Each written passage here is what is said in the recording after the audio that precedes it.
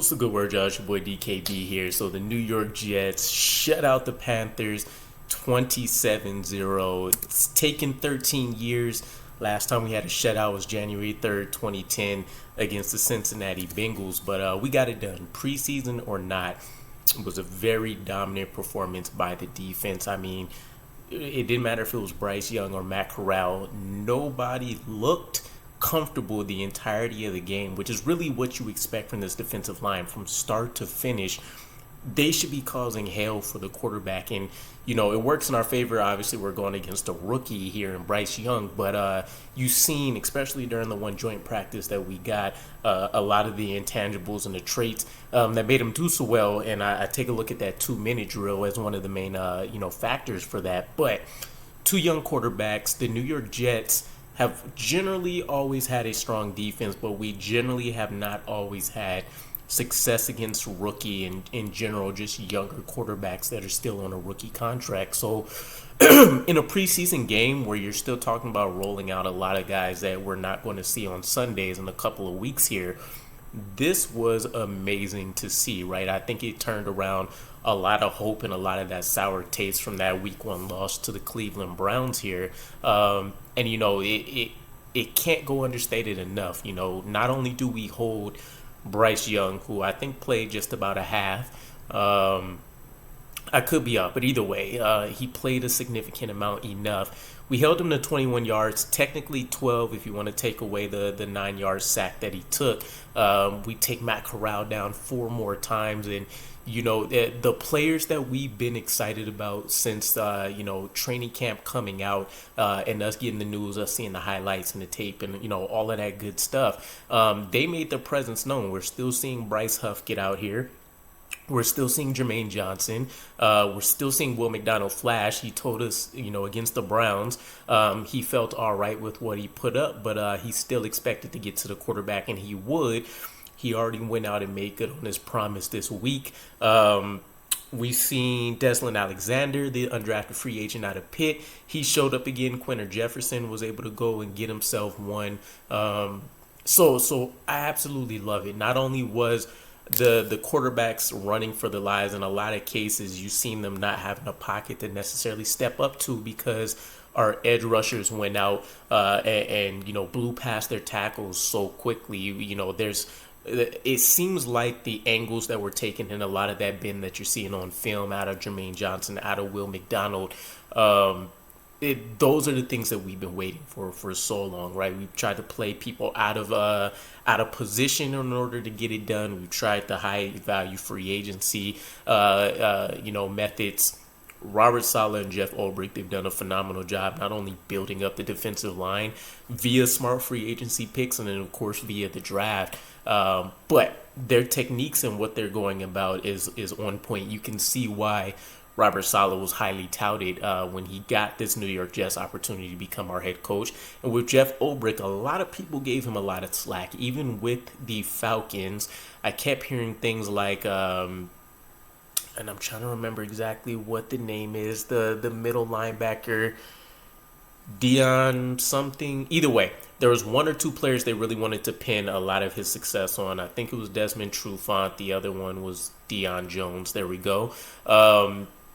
And so, the Falcons at that time, they had a pretty decent, defensive line as well. But nobody really wanted to give him his credit due. And then, of course, we weren't sure what kind of defense this was going to be since Robert Saleh was defensive oriented. And then you're also bringing in Ulbrich.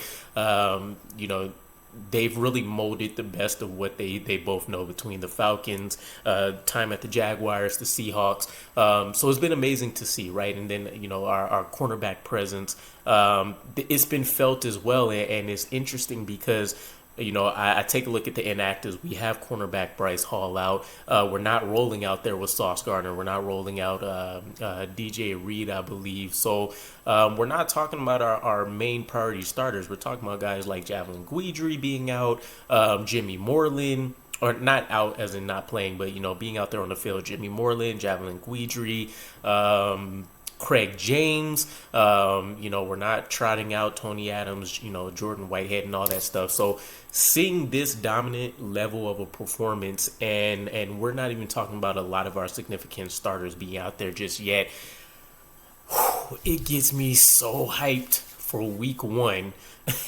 when we finally get to see what all of our starters in one game is looking like, and everything's supposed to be firing smoothly for us. Now, on the offensive side, we actually had ourselves a pretty strong day as well. Zach Wilson continuing to look like him being guided by Nathaniel Hackett, Todd Downing, Aaron Rodgers. This is paying off in leaps and bounds. I would make the argument that what we're seeing out of Zach Wilson right now is significantly better than what we've seen out of him as a rookie, as well as what we've seen out of him last year. And it makes you wonder, right? Obviously, the coaching staff is leagues different. Rookies everywhere, everybody in new positions for the most part. It was a recipe for disaster, again, once Greg Knapp went down, in my opinion. If Greg Knapp was there, I don't know if we see the same version of Zach that we're kind of seeing right now. Which, I don't want to say he's having Hall of Fame performances or anything, by the way, but to see what we saw the last two preseasons, 2020, 2021, 2021 and 2022, versus what we're seeing right now is vastly different. He's confident. You can see him literally going through a couple progressions, sometimes only 1, 2, 3 reads if he's just doing a half field, and then he already knows where he's dropping things off to if he didn't like the way things look. He's taking deep shots. Dante Jackson just happened to do a really good job of keeping up with Mecole Hardman on a throw that he probably could have snagged. To be honest, it wasn't. It was great coverage, but it wasn't unbeatable. So I'm really loving what I see. They're utilizing a lot of what made him successful coming out of BYU. You're seeing some of the misdirection, the rollouts. So I'm very happy for him. He's going to get to end preseason on a high note. And then he's hopefully just going to glide back into the bushes and really just get to hone and work on his craft while a lot of the tension is going to be on Aaron Rodgers to go out there and succeed, start trying to pile up some early W's. Love Michael Carter. He's seeming like he's back to his freshman vibes. I really am starting to think that there's some kind of injury we were not privy to. And definitely a mental, probably block there because he's making his cuts. We're seeing him, juke 2-3 guys at once now. He's back into the receiving game and having a strong effect there. So I love it.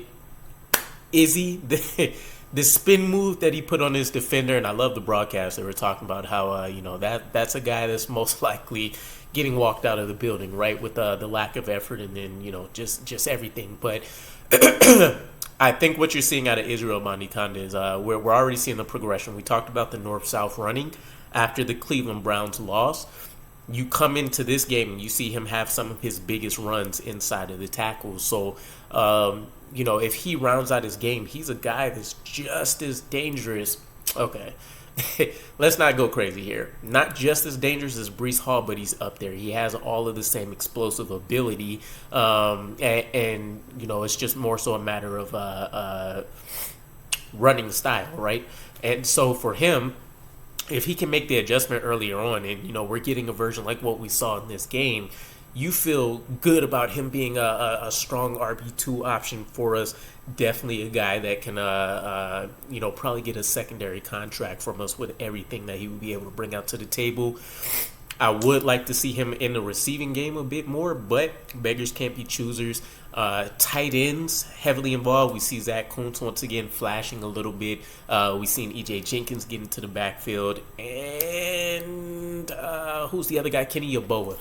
Interesting battle between Kenny Yeboah and Zach Kuntz because Kenny has the special teams ability, but he's not only flashed in practices, he's shown up in the actual games. Zach Kuntz has more so flashed in the games. We're seeing him being brought along slowly in practice, and so I don't think there's a realm where we carry 5 tight ends.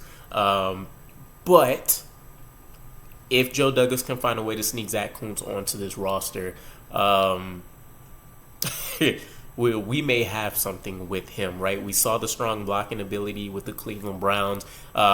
This game, I haven't been able to like fully sit down and do all of the stuff. Haven't seen too many people release, all 22 tapes or anything like that just yet. So looking forward to it. But overall, very solid performance. The offense was able to go out there, capitalize on what the defense was doing, which was a lot of 3-and-outs, a lot of forcing the opposing offense from the Panthers into bad situations. We got the in the game getting us a pick, and I want to say Greg Zuerlein, Thomas Morstead, having that veteran duo, I think is going to be probably the most underrated aspect of this New York Jets season.